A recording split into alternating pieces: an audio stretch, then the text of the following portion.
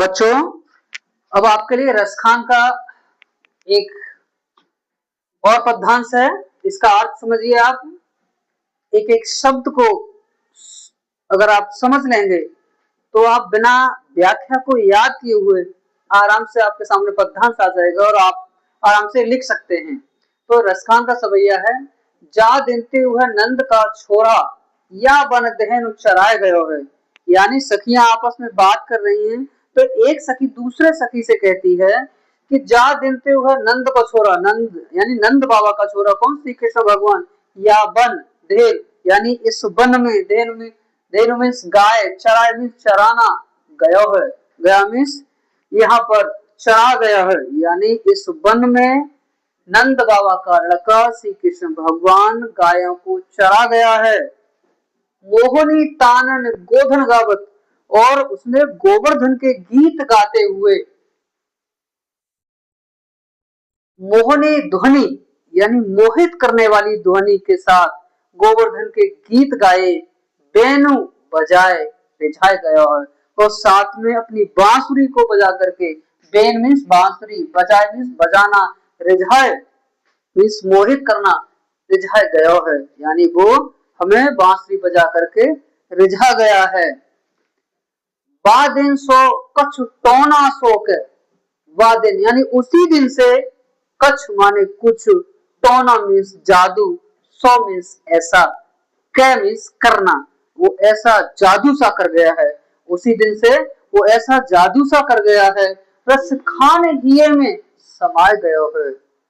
यानी वो रस की खान कौन, श्री कृष्ण भगवान, वो क्या है, हिये माने हृदय में समाये, यानी हृदय में वो समा गया है।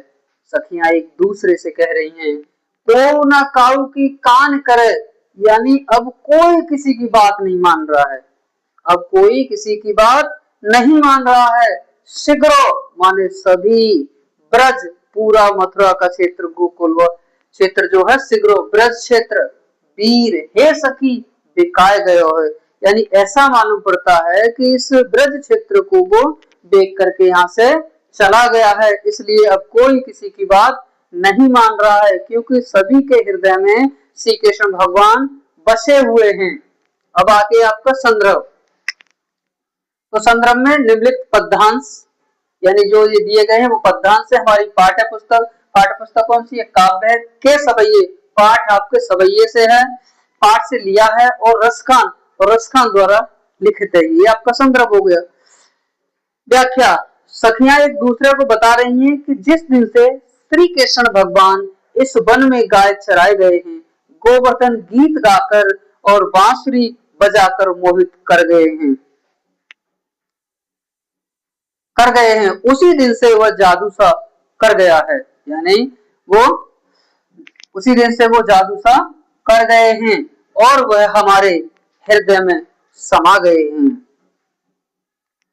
हे सखी, अब ब्रज में कोई किसी की बात नहीं मान रहा है, यानी ब्रज में कोई किसी की बात नहीं मान रहा है, सभी के दिल में श्री कृष्ण भगवान बसे हुए हैं।